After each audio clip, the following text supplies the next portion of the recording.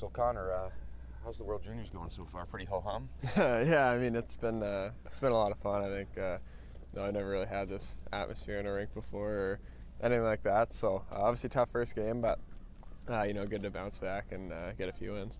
I know you're all about winning 2 straight gold medals, but this idea of 13 points in 24 hours, like in your wildest dreams, did you ever conceive that was possible at a World Juniors? No, I don't think I've ever really thought about it, too much. I think, I was out there playing and, I guess kind of just happened, but, I think there's a lot of, fortunes to go with getting that many and, a lot of ones maybe that are a little luckier than usual. So puck's kind of been bouncing and, but it's cool. So once that Germany game's out of hand, did you know about the record? Did somebody on the bench mention it? How did that happen?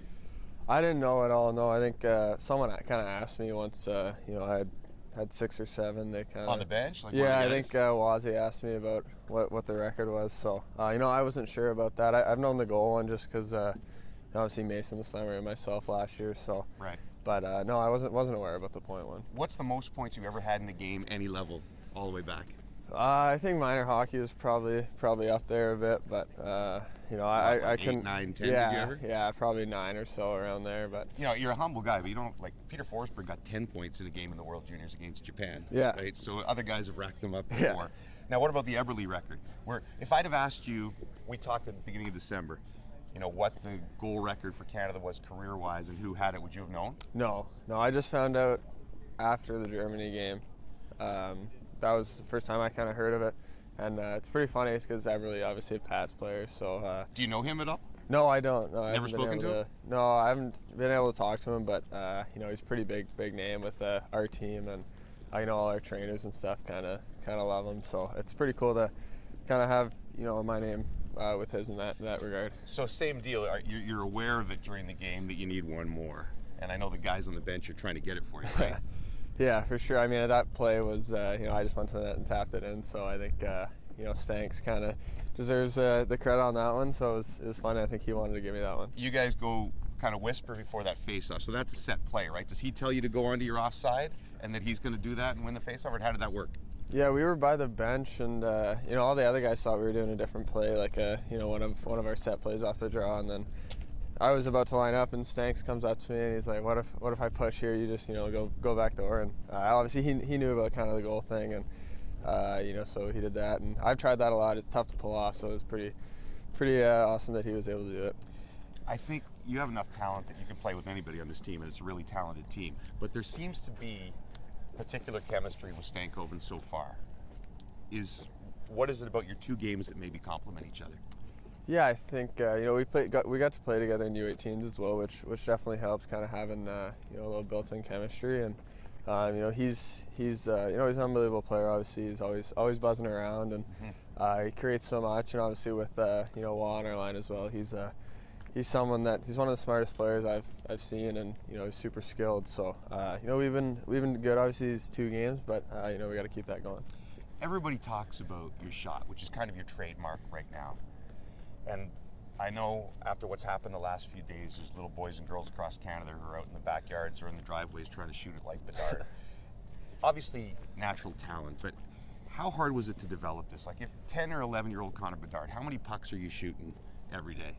Yeah, I feel like, whenever I was, 5 or 6, I remember I was outside, it was like raining or something, Vancouver, kind of typical, and I was shooting pucks. I never hit, the top corner, so I was trying to do that, and then one day I hit it finally, and I was fired up. So it goes, back when I was, 5, 6 years old, just in my driveway, kind of shooting, and then obviously to this day, I'm still, when I'm back home, I'm out there a lot. Was that your spot, your driveway? At the start, it was driveway because, like I said, I could barely even raise it. You ruined the garage door, one of those deals? No, I ruined we had some windows when I got to 12 or 13. I was still shooting in the front. It was on the street, sort of, and missed the net and smashed a couple windows. So how did Dad and Mom feel about that?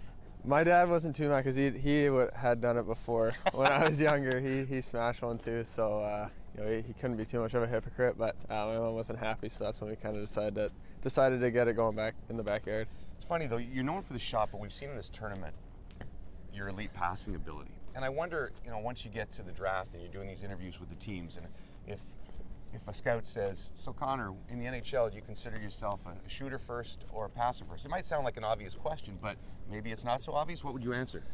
For me, I don't want to consider myself one or the other. I feel like, when I'm out there playing, I'm trying to make the right play, whether that's a shot or a pass. And, for me, I'm just kind of going off what the other team's giving me. And, if that's a shot, then I'll take that. But, if someone else is open there, kind of if you have a couple guys on me, then I'll obviously try to make the pass. So I don't really consider myself one or the other. You told our friends at Bar Down you're a terrible stick taper, and you draw these little pictures. I think for the Germany game, there was a happy face on one side and a frown on the other. Yeah. What was it for Austria? Do you remember?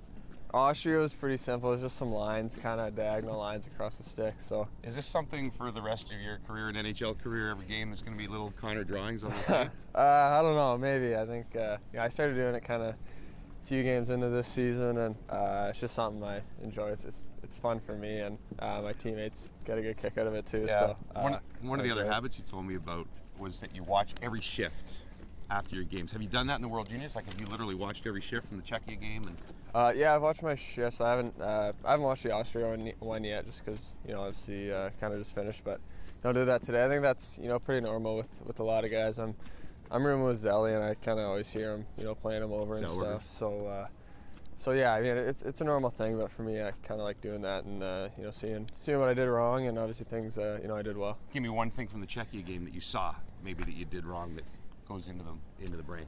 There's a few I kind of swung away from the play. In the D zone, I came back and swung to the boards. I think maybe thinking we had the puck or whatnot, but I think it's something to correct there. Obviously, we want to stop there and be in better positions. So that's something I obviously tried to fix for the next few. The hysteria that's going to come the next few months leading up to the draft lottery, I don't think we've seen anything like it since the McDavid. Are you prepared for that? Every day, do you look at the standings and say, oh, Chicago today last, or San Jose, or Anaheim? Do you check that out?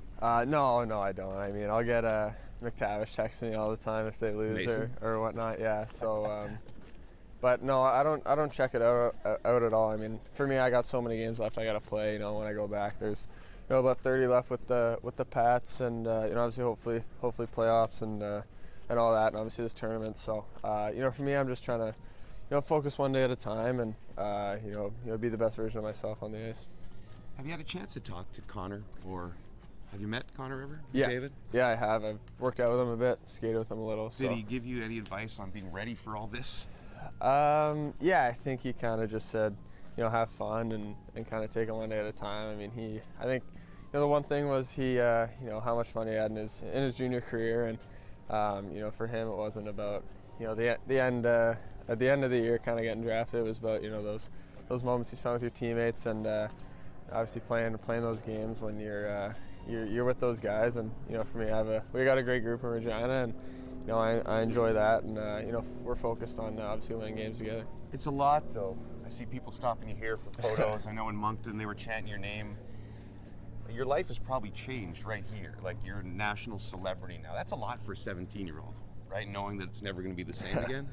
I don't know about celebrity, but no, I think for me, when I had that game against Austria, I kind of got the more media attention. I remember going back to Regina, and there was a couple people stopping me in the street and stuff, kind of new things. So that was a kind of a cool thing, and for me now here with how passionate these people are about us, it's been cool.